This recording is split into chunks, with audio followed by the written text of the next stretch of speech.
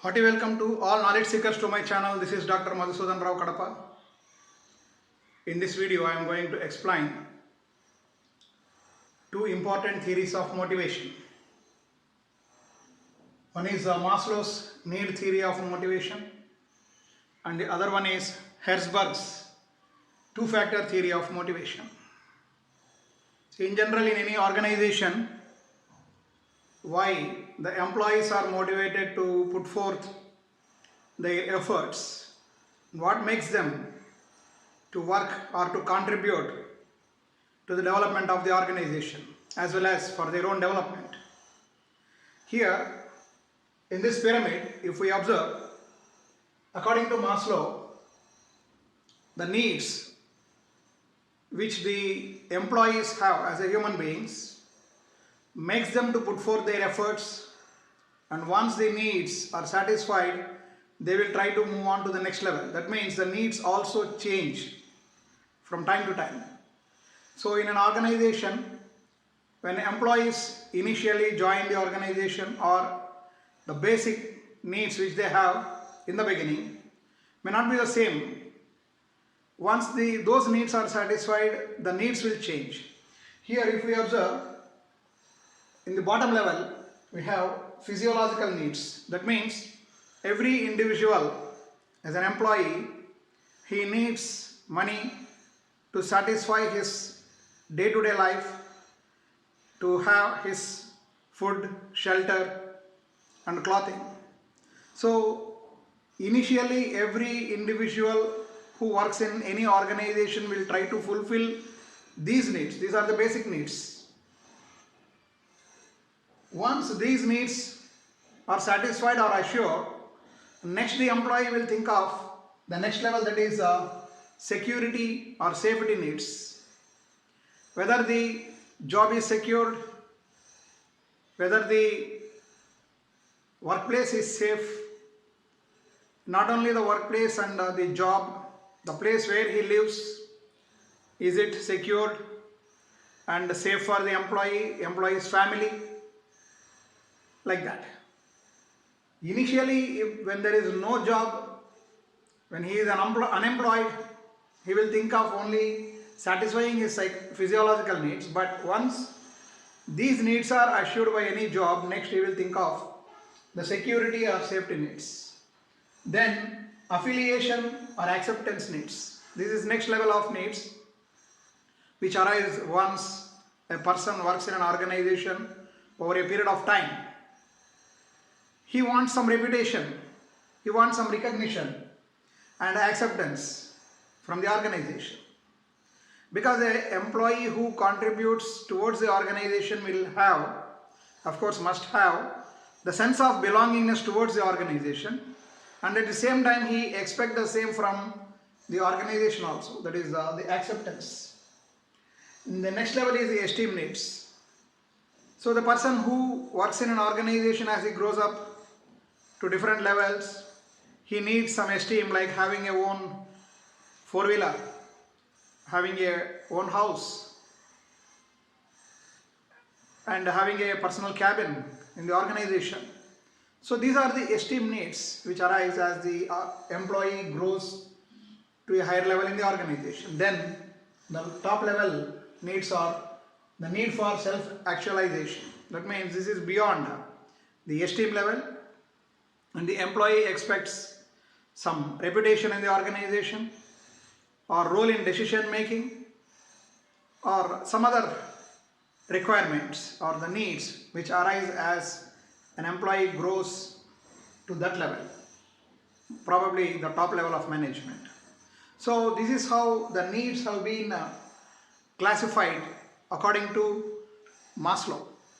Now coming to Herzberg's two-factor theory of motivation, he has classified the factors into two types. One is the maintenance factors and the other one is motivational factors. Here if we observe, if we move from the bottom, here we have in maintenance factors salary and personal life. So every employee will think of how much salary he will get, whether the salary what he gets in any organization will satisfy his needs and his personal life. How the job will be, what is the job content, the job description, and how it supports his personal life. This is the basic requirement. This is the basic factor. Next, the next level is working condition.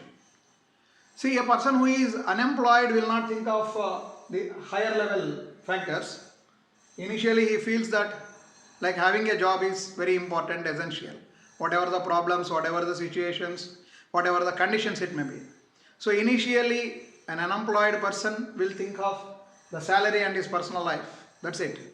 Once an employee works in an organization over a period of time, he thinks of the working conditions and job security.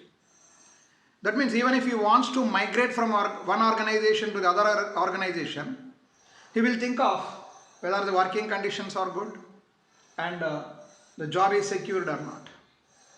So these are the next level factors. And then interpersonal relations. That means people as they work as individuals as well as in groups, how they will be treated when they are working in a group and how the interpersonal relations are there in the organization.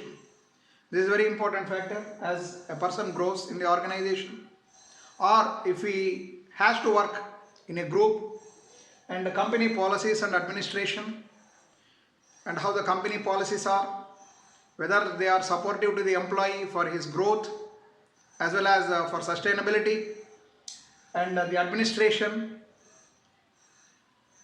That means the company policies and administration will determine how best they are maintaining the workforce, the extent of labor turnover, and following the government rules and regulations related to employee safety, security, as well as employees' benefits like provident fund, gratuity, and other benefits, as well as provision of amenities, etc.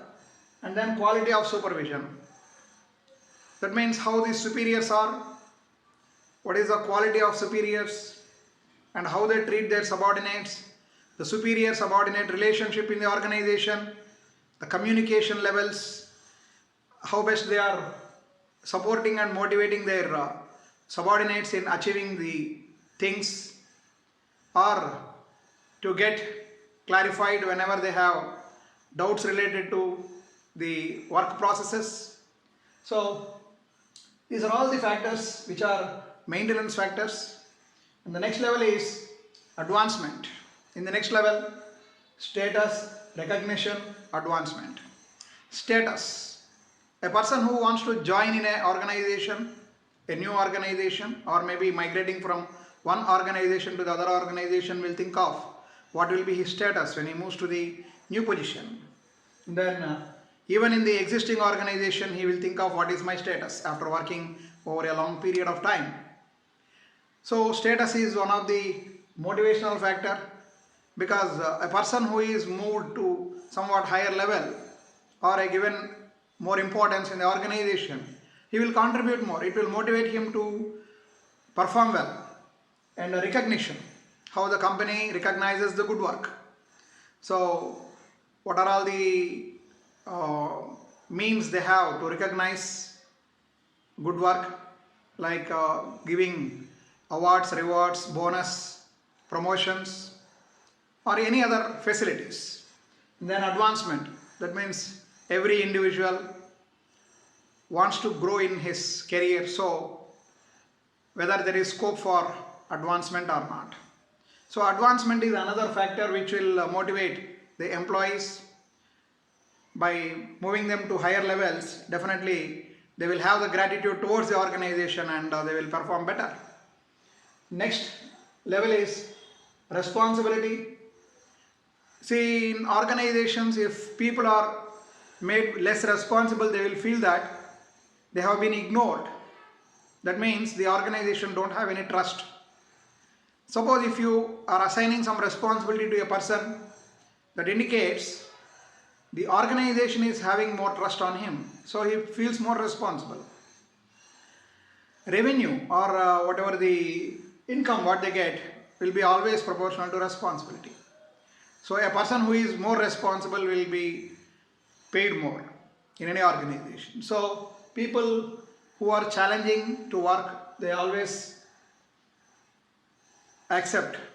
They will be in a position to accept the responsibilities and growth in job, advancement, achievements, and challenging work. So people who are more challenging in nature, they will think of, they want some challenging job always to keep them busy, keep themselves busy, as well as to get more reputation and recognition in the organization. So this is how Maslow has classified the needs which arise at different levels according to his perception. And similarly, here we can find Herzberg's two-factor theory of motivation. So now we can compare these two, like the physiological needs are at this level, and security safety needs are at this level, and affiliation acceptance needs,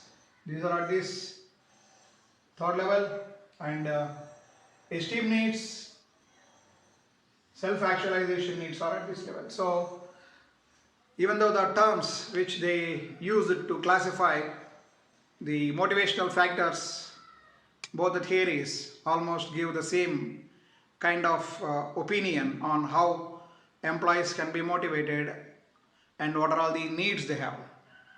Thank you very much. In some other video, I will explain some other interesting concepts in management. Thank you.